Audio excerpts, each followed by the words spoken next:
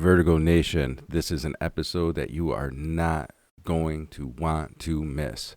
Coming up on this episode, we talk about the end of an era. We talk about the passing of Ozzy Osbourne. We talk about the passing of Hulk Hogan.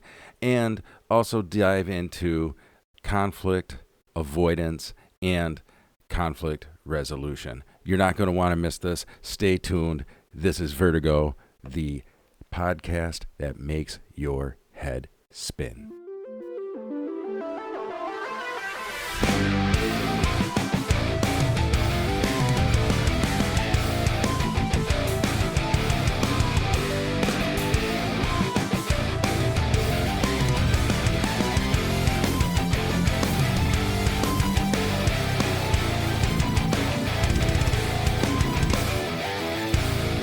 Hey, Vertigo Nation. Welcome back to another episode. Thank you for joining me.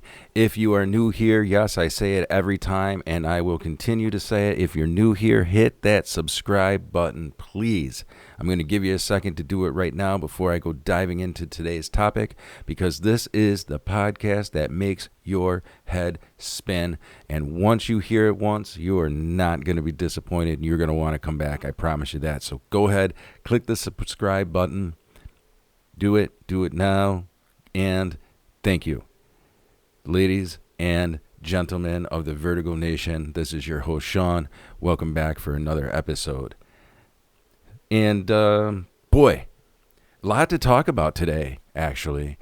This is the end of an era, truly, for anybody who has been, hearing the news.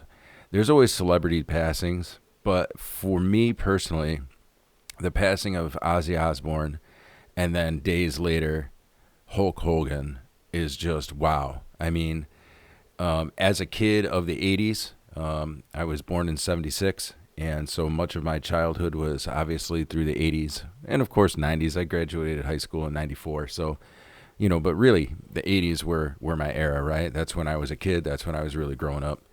And Ozzy Osbourne and Hulk Hogan both were predominant figures of the 80s. I mean, Hulk Hogan was on every television in America. The WWF, now the WWE, was just, professional wrestling was, I think, coming into its peak because of the personalities of, Hulk Hogan, of course, Andre the Giant, all those 80s greats, right? So any professional wrestling fan out there, when you really think of the heyday of professional wrestling, specifically the WWE, I mean, those 80s, right? I mean, those guys were larger than life. They were rock stars in their own right. And I think about all of those characters, but Hulk Hogan, right? I mean, he was the guy. I wouldn't know what professional wrestling was if it weren't for Hulk Hogan, right? Because he was just that guy. He had that, there's those guys that they talk about in the industry, right? If you're a fan of pop culture and film and the arts, right? Music, whatever, you always hear about the it factor, right? That these celebrities have something about them that just makes they're magnetic, right? They have these magnetic personalities. People are drawn to them, and Hulk Hogan was certainly that. And Ozzy Osbourne. I'll get to Ozzy in a minute, though. But so incredible, right? And I mean, and I think the other thing that it really brings into perspective for me is I'm starting to understand now at the age that I'm at, that mortality is really a thing, right? I mean, when you're a young person and somebody passes away, of course it bums you out. I'm not saying you're not sad, especially a celebrity, right? I mean, it's different, I think, if it's a family member, but, when it's a celebrity, you're like, oh, that sucks, but they were obviously getting old, or whatever, right? And now at the age that I'm at, I'm like, damn, man, wow. Hogan was only 71 years old. That doesn't seem very old, I guess, by today's standards, especially the way that medical technology is now. You would think like 71. I mean, God, I mean, and I guess too, because he had seemed so healthy, it wasn't like Ozzy, where Ozzy has seemed like, he had one foot in the grave for a while. And I apologize, Ozzy, there's no disrespect, but damn, that guy, you kind of were wondering, like, is this guy going to make it another 6 months to a year? Like, I remember watching the Osbournes thinking like, holy shit, dude, you all right, man? You gonna be all right? But but yeah. So just those two celebrity passings, and here's the weird thing for me too. I have never been one to be overly bothered by celebrity passings. Of course, it's sad. Hearing the news that anybody has passed away is sad, right? There's a natural like lament that comes to that. But I never understood those fans. Like, for example, I can think about it specifically when Michael Jackson passed, like people just crying, weeping, and like they had just lost their parent, best friend, relative, and I never understood that. I was always like, geez, like I love Michael Jackson's music. Don't get me wrong. Again, being a kid of the '80s, I mean, Michael Jackson was everywhere, and so absolutely, there was a connection to his music. But when he passed, it was for me at least. It was like, damn, that sucks. No more Michael Jackson. Jeez.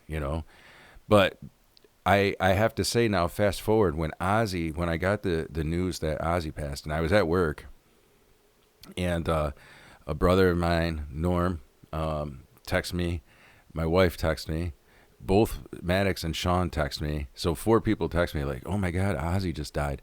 And all 4 of us were like, damn.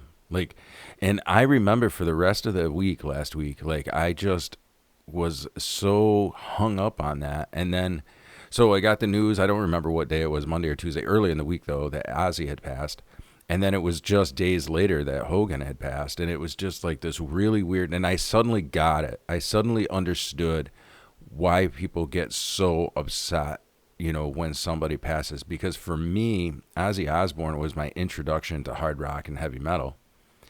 And I can't help but think like, yeah, when he passed, when I got that news, I just really sat back in my chair for a minute thinking like, wow, like his music through Black Sabbath and his solo music really did touch me. Like I really did have, I don't think I have a playlist where there isn't an Ozzy song on it, and who doesn't know Crazy Train, and who do, so, and then again, the Osbournes, when that came on TV and kind of introduced us to the Osbourne family, and, there was just this feeling of connection, I think, with Ozzy that I'd never really felt with a celebrity before. And so with his passing, I really have to say that I was bothered. I wasn't weeping or inconsolable, and not that that's, not that that makes a difference, but I definitely had that pit in my gut, like, had the wind knocked out of me kind of feeling like, wow, that's pretty insane. And then I think the week was just kind of odd, which is going to lead me into kind of my other topic as well. But the week was just kind of odd from there too. I felt like it was a week of like a lot of anxiety and just like a really strange week for me. And I'm going to kind of get into that topic in just a few moments. But so it was just a weird week as it was. So then, like I said, Ozzy's passing, and then Hulk's passing, like definitely just the end of an era, And like I said, I think for me at least, Hogan's passing was a little more of a surprise, I think, than Ozzy. Now, Ozzy just did on the July 4th weekend, obviously just his final show back to the beginning with Black Sabbath in England. I think in his hometown or near his hometown. I'd have to look that up. But, so they had that big celebration of his music. And then, just barely 2 weeks later, he passes, which is, I guess, so that part of it was like, wow, it's that like here he is healthy enough to be on stage and singing, and then what happens in those 2 weeks where it's like, wow, and part of me wonders if it's like, he had something to hang in there and live for, right? Knowing that concert is coming, like it's like this, I've seen it, at least I think a lot of us have, when when you have a relative that's sick, but they want to just make it to that one last, family event, that wedding or that whatever, that barbecue, that whatever,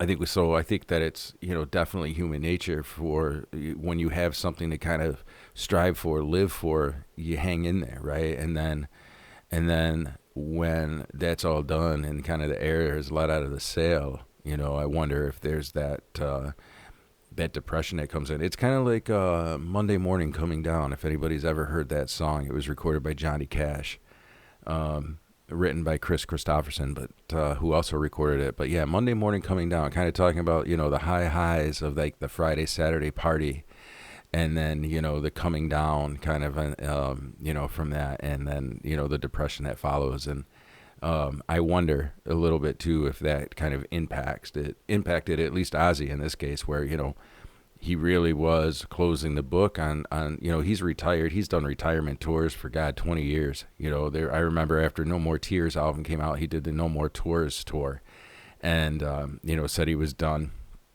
And that's actually documented in the Osbournes, because that's around the time when his wife had the colon cancer and all that was documented in season 2, I think, of the Osbournes. But it just makes me wonder, like the humanness to that. But yeah, definitely was something that. So I've been listening. So honestly, my playlist has been a lot of Ozzy and a lot of Black Sabbath, because I've just been in that, listening to all of his music. Literally, I went through and started with his solo work. Started with Blizzard of Oz, Diary of a Madman, Bark at the Moon, The Ultimate Sin, and just like, one album after another, No Rest for the Wicked, No More Tears, so forth, so forth. So I'm not going to just list the whole discography. You can look it up if you're that interested. But yeah, just going through, and I listened to his music, I think, with a different lens, a different ear, I guess. I don't know, but just definitely a weird week. And then dump into that, the anxiety that I've been having. So I have, since doing Vertigo, honestly, I have really started to kind of take notice of some of my own habits, and I guess doing my own kind of like mental health check, I guess, because believe it or not, that's where I pull a lot of the topics from, especially ones where I don't have guests. But even doing the episodes that I've done with guests, I have begun to notice, one, I think that we all have different struggles in life, and we all have different things that we are learning from and growing from. And so I think that's good.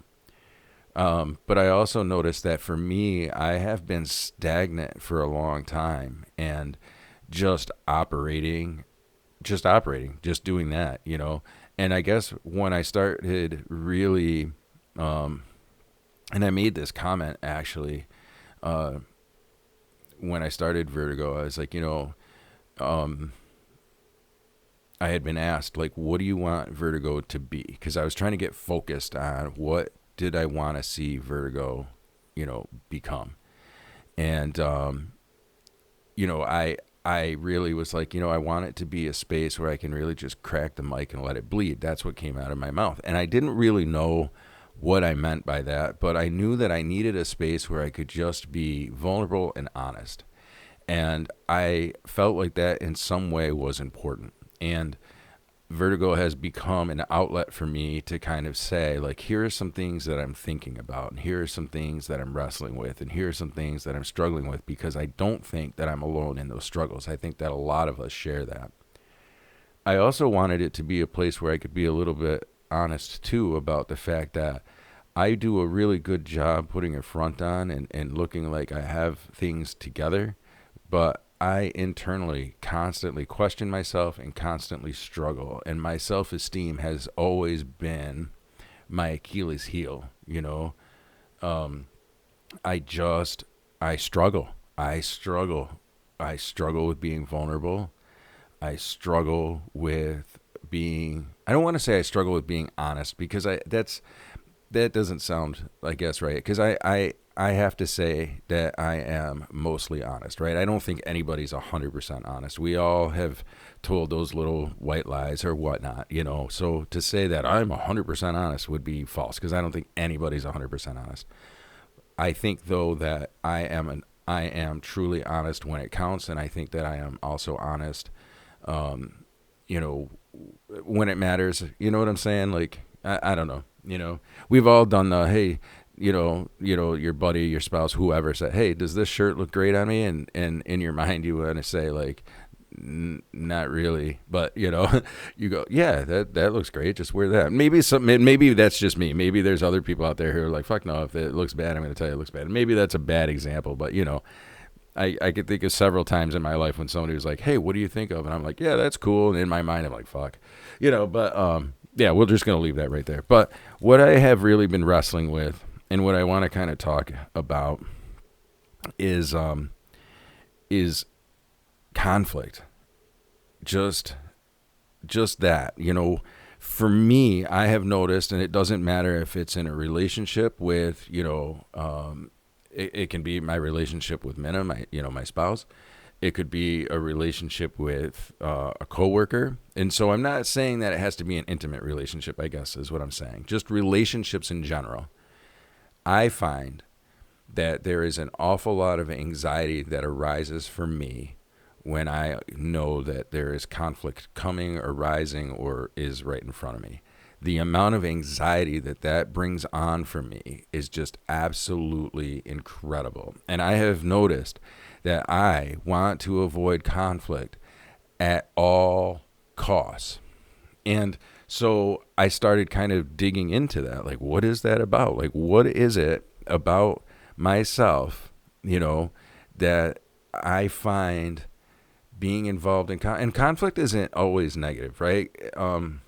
Conflict just means that there is possibly a difference in opinion, keeping it in the simplest of terms, even at work. Maybe I have one way that I want to handle a problem and somebody else has another way that they want to handle a problem. That's a conflict, right? They're the same problem, two different solutions, and now we got to figure out which solution we're going to go with. In its simplest form, that's conflict. And I know for me, and I did an episode about this a few episodes back, so if you want to go and check that out, but I talked about being a people pleaser. And in that episode, I had talked about like how I definitely am one of those people who will put others' needs and making sure other people are happy and good and safe. And I will do all of that in place of my own. I kind of put myself second to a lot of those, in those instances. And that's not healthy, A. And B, that right there sets the stage for also entering conflict, because well, I'm going to actually read this to you. So hold on. I'm going to pull this up because I found this, and this is just a general, I found this on Quora, so it's not like it's like the most incredible, whatever. It's not science-based. It's not fact. It's fucking Quora, okay? I don't know what I'm trying to say here, but, so I found this very interesting. Now, the author of this piece, okay, does identify as a spiritual and a personal relationship coach. Okay, so I guess they are at least a professional in this. And one of the things that it talked, so the Quora question was, right, why do I always feel like I'm going to be in trouble when conflict arises? All right. And I found that to be very interesting, because when there is anxiety around conflict, if I peel back the layers to its most basic, I guess, thought kernel, to the most basic of kernels, my anxiety stems from somehow feeling either inadequate or like less than, or I'm going to be in trouble for having a different opinion in this argument, right? And again, that's the basics. That is what conflict is in its simplest form, right? Conflict doesn't have to be a knockout, drag out fight. It's just the fact that again, same problem, alternative views on how to come to that. But I did find this very interesting. So I am going to quote Miss Leanne Farger Knowles, who is the author of this. And it says, right, I'm just going to wildly take a guess, and we'll see how close I am. Now, for me, I think that it says a lot. But One of your caregivers in your childhood constantly blamed you for anything bad that was happening in your environment. You were made responsible for everything. Somehow, you're always to blame. If things went pear-shaped, even if things had nothing to do with you at all, somehow it ended up being you to blame. When we grow up under a certain regimen, as adults, we tend to continue and operate under the same rules of that regime. Not regimen, regime. And I want to think about that for a minute, because I've made the comment on Vertigo before: what we live, we learn; what we learn, we practice; what we practice, what we become; and what we become has consequences. Let me say that one more time. What we live, we learn; what we learn, we practice; what we practice, we become; what we become has consequences. Okay? So, if we think about our families as being regimes, which they are, we grow up under a certain regime, okay? We understand that. We know how to survive that. So then we take that and we enter adulthood. And we can now see how cycles begin, because it's the changing of the guard. But what did the guard learn? The guard learned from the old regime. We are being handed off, and so maybe we've made some tweaks, because I can think of every single one of us as a kid who was like, I'm not going to be like when I get older, right? Insert whomever that was targeted to. I'm not going to be like when I get older. I'm going to do things different. And for the most part, I think that we do try. I think that most of us do want to at least break cycles that we knew were unhealthy for us. However, I think that the action part of that is way more difficult than we ever imagined. And I also think that it becomes extremely difficult to do it by ourselves. Like, for some reason, well, and I guess that's where therapy and things come through. Like, we do need, like, guidance, and sometimes I think it's because, we just can't possibly point out all of those things within ourselves without somebody kind of holding a mirror up for us. And so that's part of it too. But yeah, so we are certainly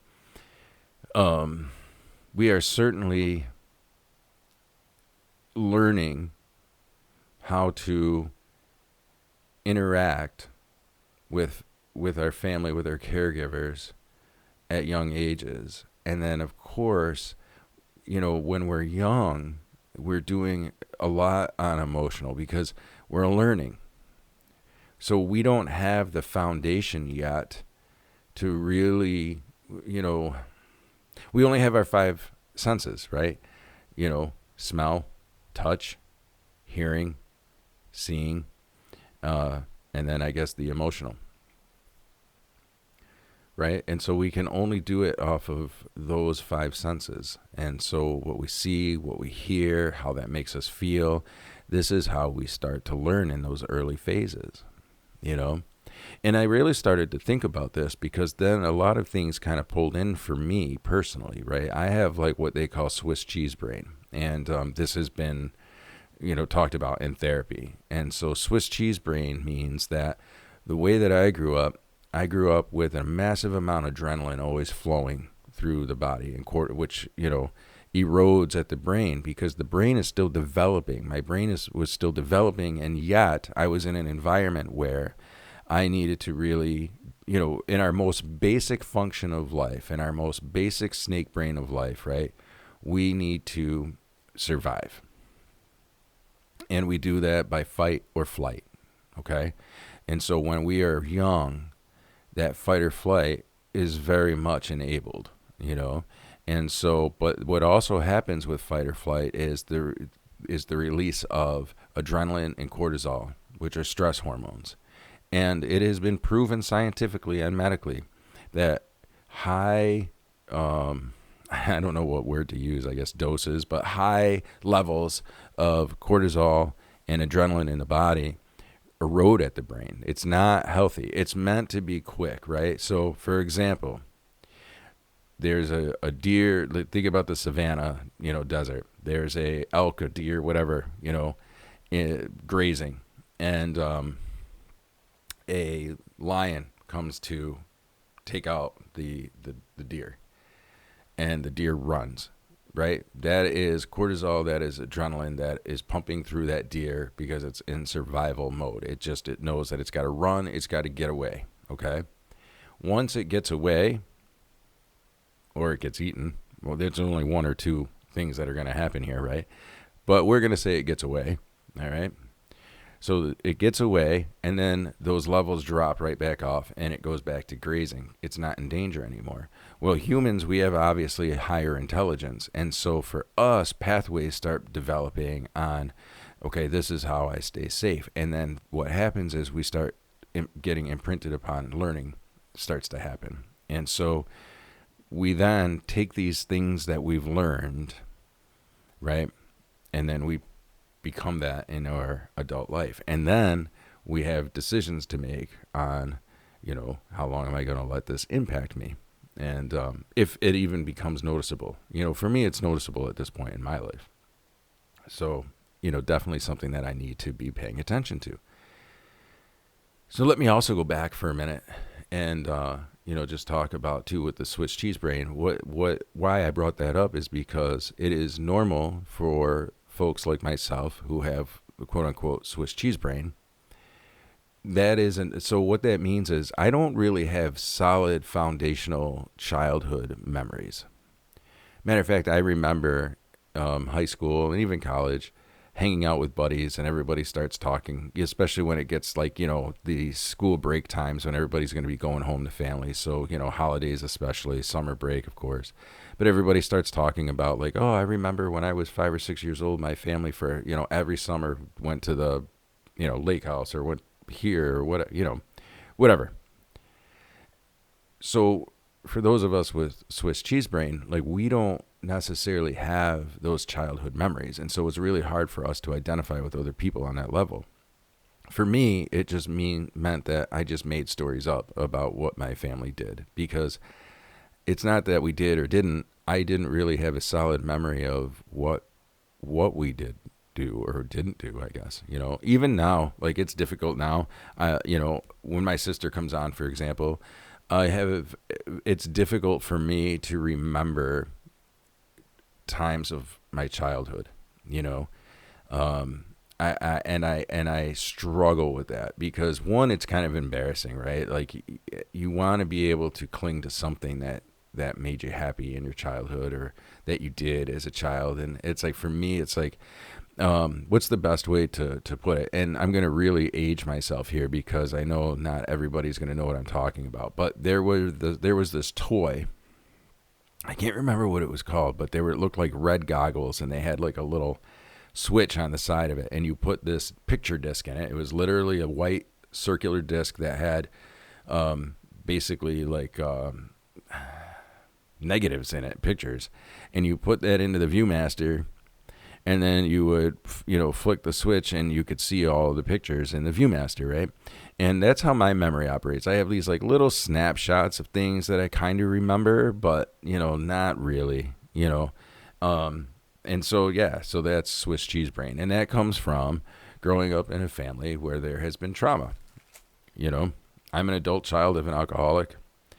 There's absolutely trauma that went on in my household, and so but yeah, so going back now to the conflict resolution. So I just found this very interesting that the early setup is, right, that in childhood, if you were, if there was something that was impacting you as a child, the body remembers. So like, I don't necessarily remember, this is my point in reading that little bit to you. I don't necessarily remember what happened per se, right, to make me feel whatever kind of way, right? I don't necessarily remember like, oh, I was dealt with in this way, for example. I don't remember that. But my body obviously remembers that, because as conflict approaches or comes up, I immediately just go into almost a panic attack. And like I said, simple, simple, simple. I'm not talking about like wanting to fight some dude. Now, here's the interesting thing. I've also noticed that in life, I have had no problem if anger needs to be shown. That's not a problem. Um, there are several stories that I am not going to tell that have come up from my boys, especially, um, where I have been in situations where there was conflict in and around a fight, an altercation, and I have to say that those situations were not uncomfortable.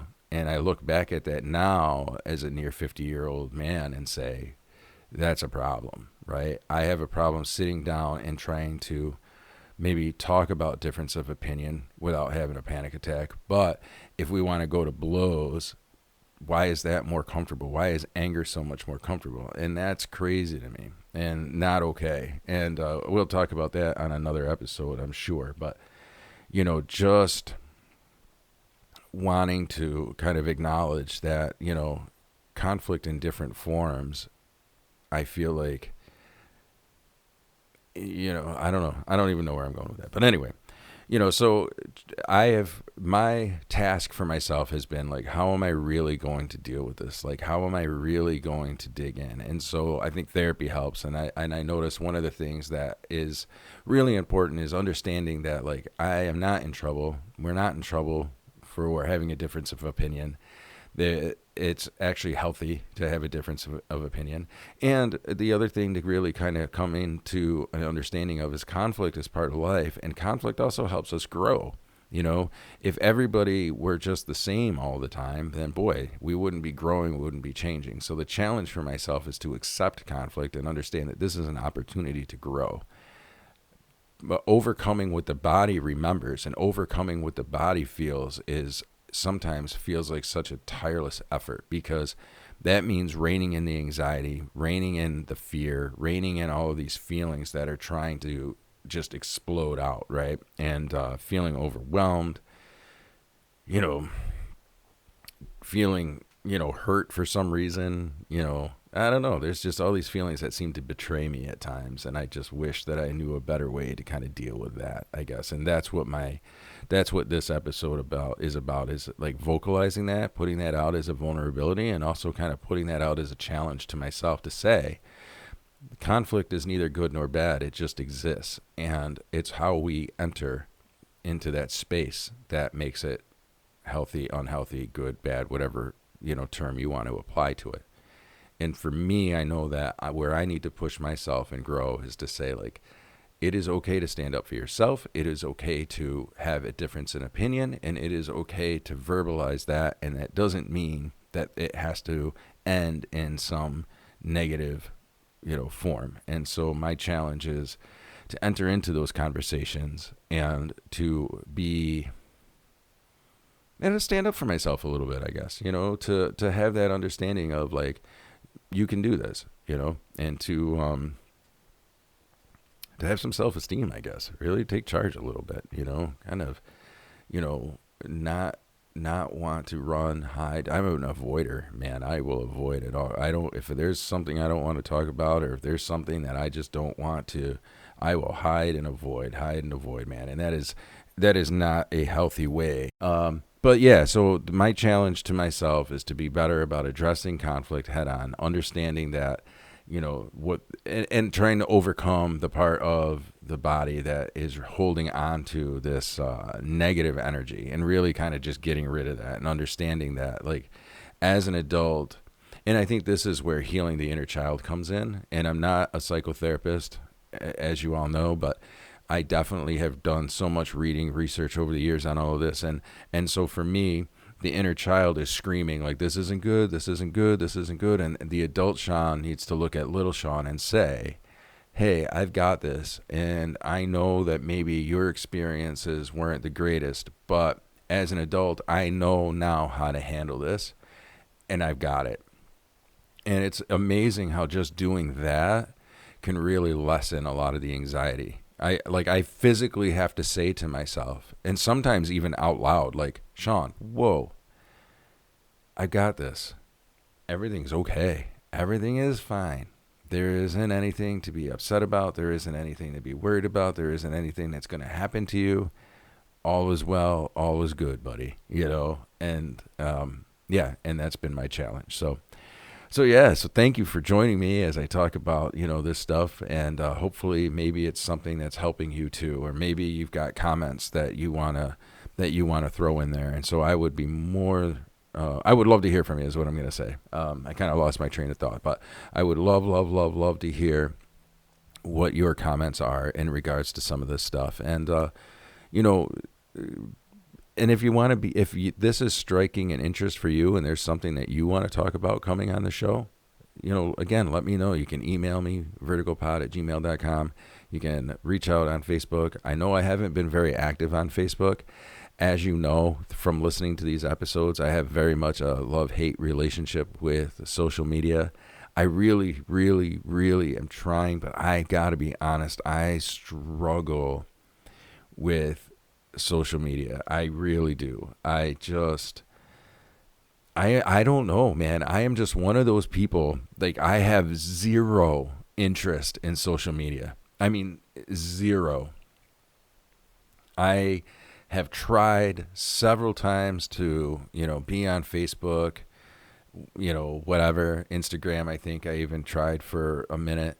I just really don't give a shit about it. Like, I have no interest in posting pictures. I don't, and I'm not sorry for it, to be honest with you.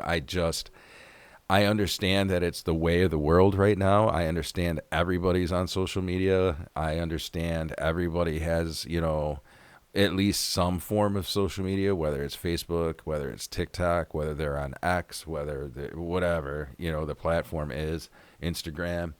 I understand that it's there. For some reason,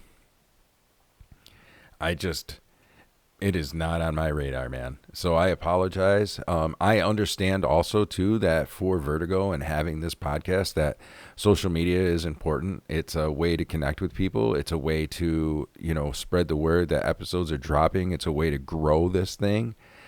And even knowing all of that, I'm still like, I just, I don't know. I really have this, and I apologize if this is offensive, but I have this attitude of listen if you want to listen, and if you don't want to listen, that's fine. And I feel like word of mouth will spread. People are like, oh, you got to listen to Vertigo. To me, that is the ultimate compliment, right?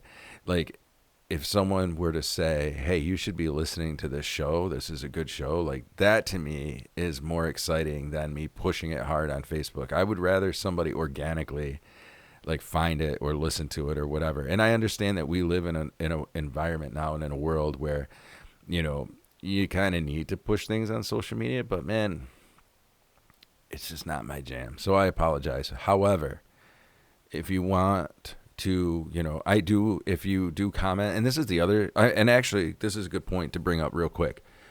I use Spotify creators to record and release. I'm really starting to get, now that I've done this for quite a few episodes, I'm looking at other options like Podbean, for example, so that I can be released on more platforms and so that people have the opportunity to hear me on more than just YouTube, Spotify, and Apple. And I've really just kind of been disappointed in Spotify creators lately and the algorithms and such. So it's even pushing me harder to kind of look outside of that. So, I understand that it's a little bit of a pain right now because you can only find Vertigo on Spotify, YouTube, or Apple. And I definitely know that there's way more platforms than that. So that's going to be a goal for Vertigo in the future, is to, get using a different, I don't know, different forum, different, place to release them. So, but word of mouth is what I'm saying. Word of mouth is like the best, feeling that you can get because it's growing organically, and Vertigo is growing. So, and I appreciate that. All right. So yeah, we covered, we lost Hulk Hogan. We lost Ozzy Osbourne, two significant losses in the world, I think. No one's ever had anything bad to say about Ozzy too. If you look at all of the comments that have been out there about Ozzy Osbourne, people just talk about how much he was just loved and how incredible that is. Um, so yeah, so just incredible. And so with that being said, I hope that everybody has a great week. We've already kind of talked about my playlist. Yeah, it's been a lot of Ozzy, obviously, this past week. Just kind of celebrating his life. Rest in power, Ozzy Osbourne. Also, Hulk Hogan, man, again, we talked about the end of an era, man. Definitely coming to a close. So, rest in power to Hulk Hogan and Ozzy Osbourne. But yeah, spent a lot of time listening to Ozzy this week. And I hope that everybody has a great week. I hope that you are living your best life. And I also just want to say thank you again for listening to the Vertigo podcast. And as I was talking about just literally seconds ago, if you are enjoying this podcast, please let somebody know about it. That to me is how I really want this thing to grow. Because, like I said, I don't really give a shit about social media, but I do care about your opinions and I do care what you think. And so, if you want to share this, with somebody else, please let them know that it's here. And like I said, hopefully I'll be on more platforms soon as I start to make changes and, kind of get those things in order. So, all right, everybody. Thank you so much for joining me. This is your host, Sean, and I hope this episode made your head spin. Take care, Vertigo Nation.